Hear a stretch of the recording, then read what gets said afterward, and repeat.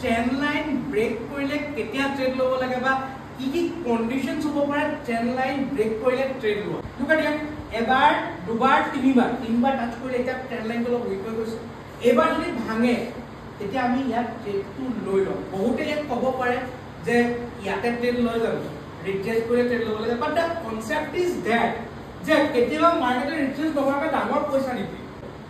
So it is better to take small risks and gain a big reward. মই ইয়াত ট্ৰেডটো ললো 10 টকা risk লৈ মই 100 টকা পাই গলো ভেৰি গুড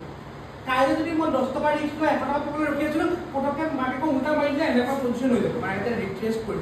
কৰি আকৌ যদি দেখো আকৌ 10 টকা ৰিস্ক লয় আকৌ পলে বুজি পাইছে so we will be a dead trader জুনে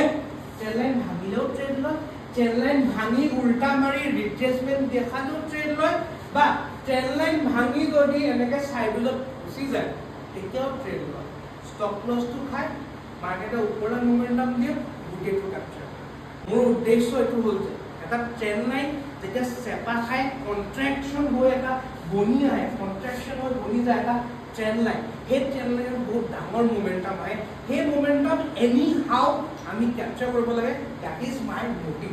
লাগিলে আমি সৰু সৰু ষ্টপ লস দুই এটা লম বাট আমি মোমেন্টামটো ক্যাপচাৰ কৰিম দ্যাটস ইট